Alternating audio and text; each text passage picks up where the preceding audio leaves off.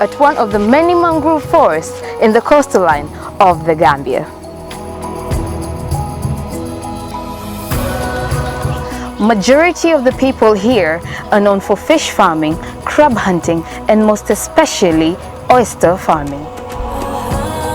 On this week's episode of Entrepreneurs, we take you around Dangle community, bringing you the women of the mangrove.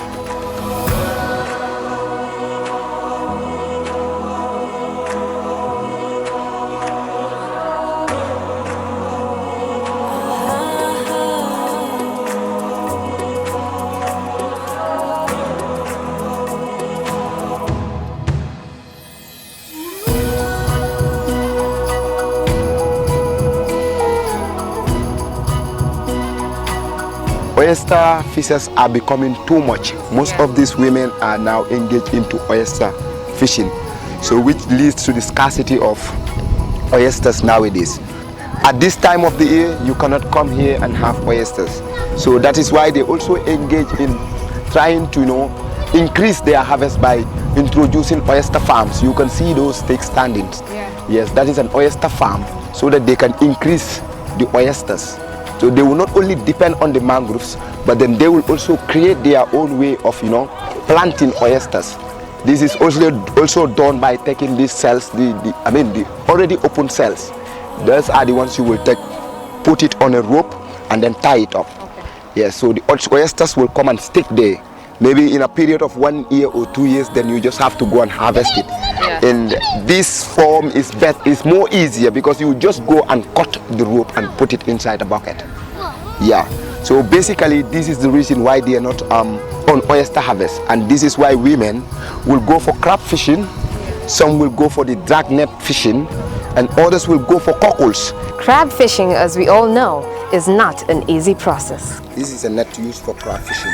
Okay. Women goes to the markets to pick up bonga fish heads, maybe the remains of the sellers. Normally they cut the heads and they are not needed, so they will pick them, bring them, tie them here, and then this net is dropped in the waters, and then it will be left there for maybe 15 or 10 minutes, and then you drag it out. When you drag it out, you will have the crabs inside the net, and those crabs will be poured in a bucket inside the canoe. Right now, we shall follow a woman through the process of crab fishing as she gets the bait for her fishing.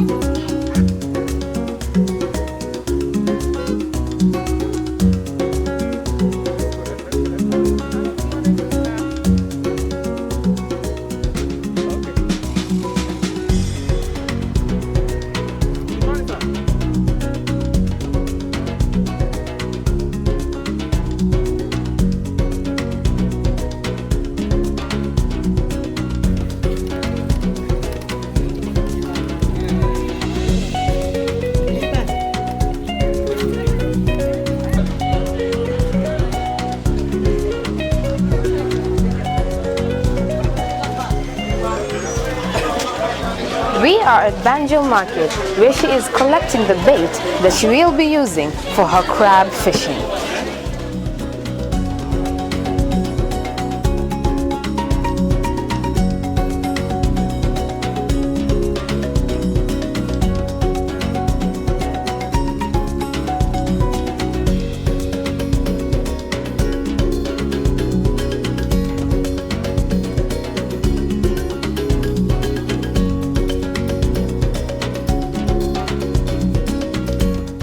We are back from the fish market, where we just got the bait for her crab fishing, which she is going to start very soon to hunt for them. You see the bonga heads that I'm talking about, which she collected from the market. Yeah. And this is how she does it. She's tying them up. The reason why she is tying the heads so that the crabs could not go with the heads. Because if you don't tie them, you leave them like that, the crabs will come and go with the heads. Okay. So she have to tie the heads so that the crabs will come and be biting. They will be eating and at the same time struggling to move out with the head, but they will not be able to go with the head. So they will stay there and be eating. So later, that is the time that the woman will come again after giving the net a time in the water.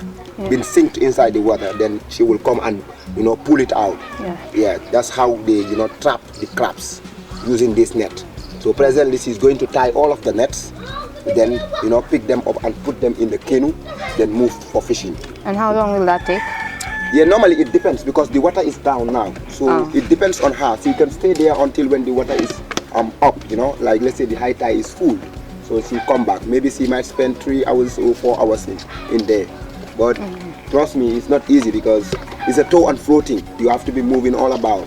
You will not stop, The only time you stop is when you pack your nets and then come home. But you cannot stop because if you leave this for a long time there, the crabs might eat most of the part of the fish. So which means that you have to give it 10 minutes or 15 minutes, then you come and pull it out and check. Okay. Yeah. Are there seasons where she'll go for the fishing and come back with nothing? Yeah, normally sometimes it happens because the river is a bit funny. There are sometimes like you can go and you don't get, but there are sometimes you will go and have them a lot. Because normally we have the high tide and the low tide, and normally this water, there are times that the water is very clear, it's very open. So when you throw the net, when you're coming with the boat, the crabs might see the boat and they will run away. Okay. Yeah, so sometimes when the water is too dark, it's better because you can move with the boat easily and then come and catch it. There is a logic in this because you don't move anyhow to go and pull the net. You might go slowly, and that's why they put these floaters. These floaters are there to float so that you will know that this is where I throw this net. Okay. There is where I throw the other net. So you have to go by the floaters, and then when you see a floater, that's where you go and catch the rope and then pull it off. Okay, I do recall you mentioned that there are times you go at night. Yes. Is that safe? No. Actually, for us it's safe now, we say, because most of them were born here and have been doing this since when they were young. Even the young girls here, they go for crab fishing. Yeah. These guys of 7, 8 years, they do that. So they're used to the place, but somebody like who have never known this place cannot go to the river at night. But we, the ones that live here, are used to the place. We go for fishing. Even myself, I have been doing that in my early schooling days. Most of these women, some go alone to the river, and it's not safe because years ago there was one of the women that went for this oyster fishing and was also killed in the river. Yeah, it happens. So there's a big risk in these women going to the river for fishing. Yeah, and normally that's why most of them, when they go in groups. One of my brothers who a crab have to hold, I clipped, and the finger was really paining for months. Yeah, so it's not easy. And then in the case that these women that are doing it, most of them cannot swim, knowing that anytime they capsize, you might die.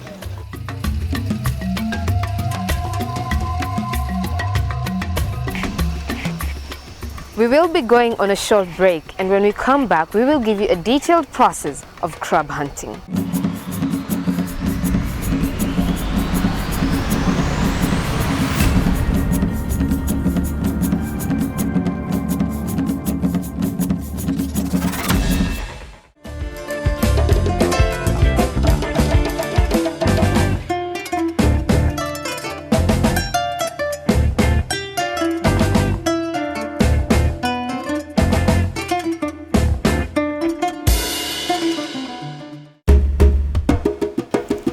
Welcome back. We will be following Susan, one of the women of the Mangrove, as she goes crab hunting.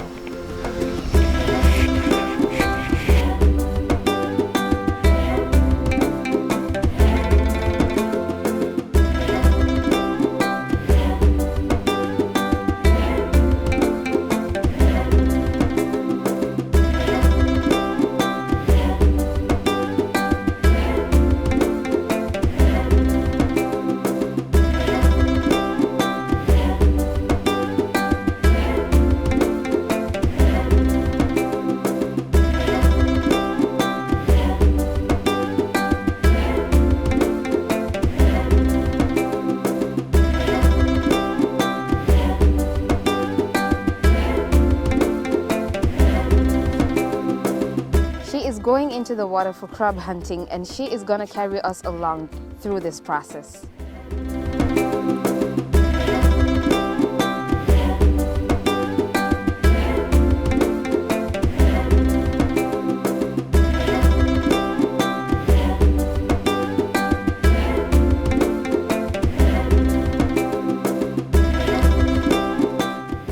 are inside the mangrove. As you can see, we have oysters all around us. Oysters are seasonal, and the reason why they cannot be harvested is to avoid extinction.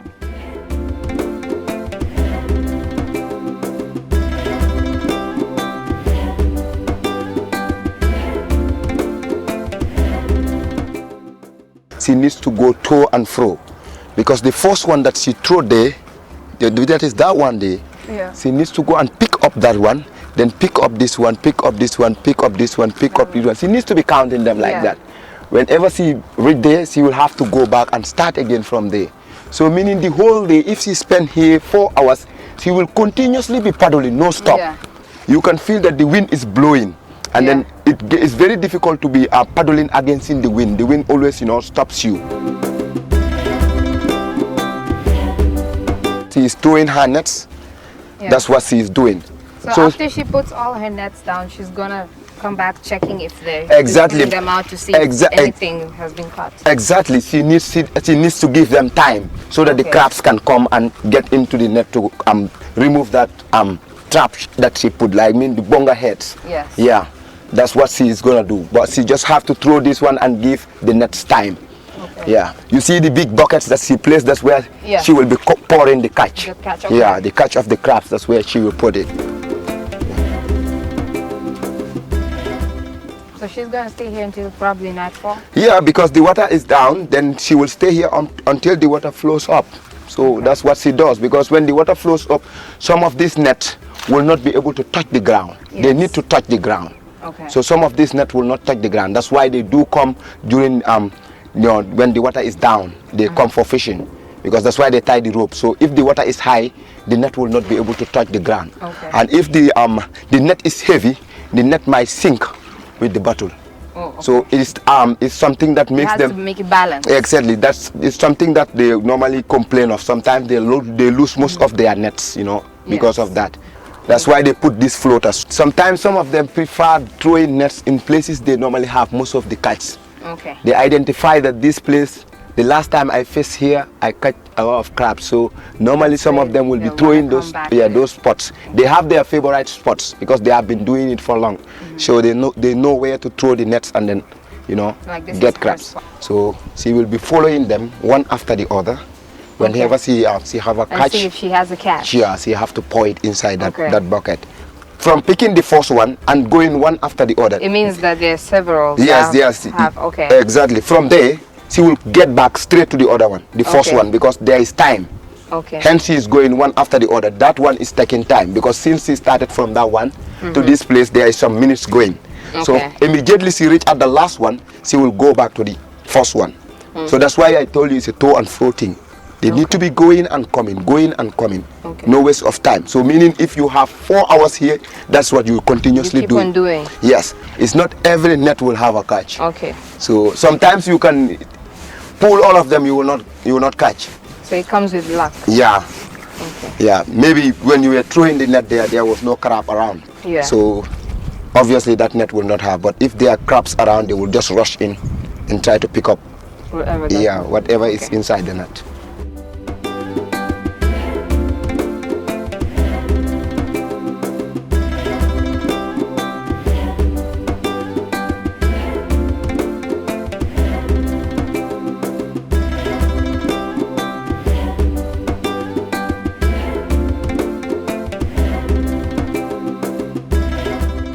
We have seen how crab hunting is done and how difficult it is, let alone difficult but also dangerous. She's there without a life jacket and maybe she can swim. So if something happens to her in the water, so they need to be supported actually, really, they need to be supported.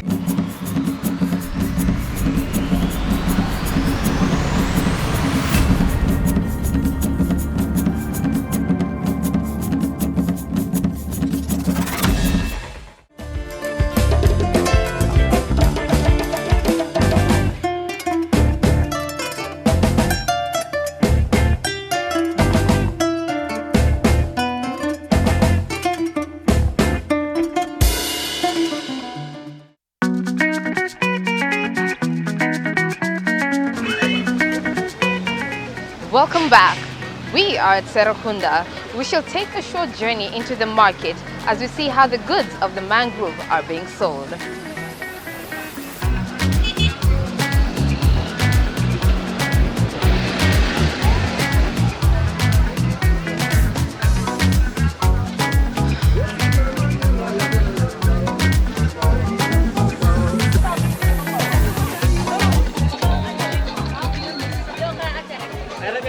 This is the fish market in Serekunda, where most of what is being sold here comes from the women of the mangrove as they get their daily earnings from these sales.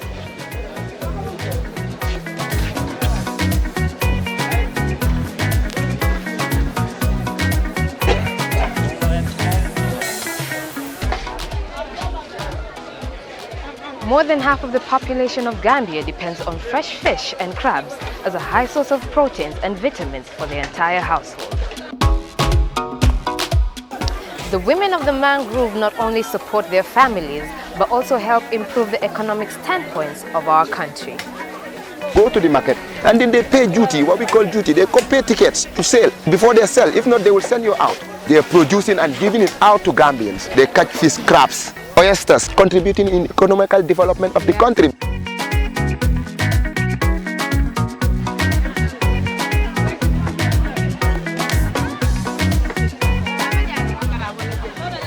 Assalamu alaikum.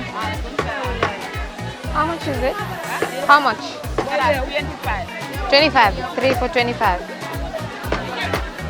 Okay, can I have this bunch for 25? Yeah, one bunch for 25. Women, the activities they are doing needs patience, and they are patient. So I think it's worth any price that they fix in. It's high time that people come in, not to come in to cheat these women, but to come in and assist them and make them benefit from what they are sacrificing in. They need to look up to the community and help the women. They are our mothers. They need help. We have seen what the women of the mangrove do outside the oyster season.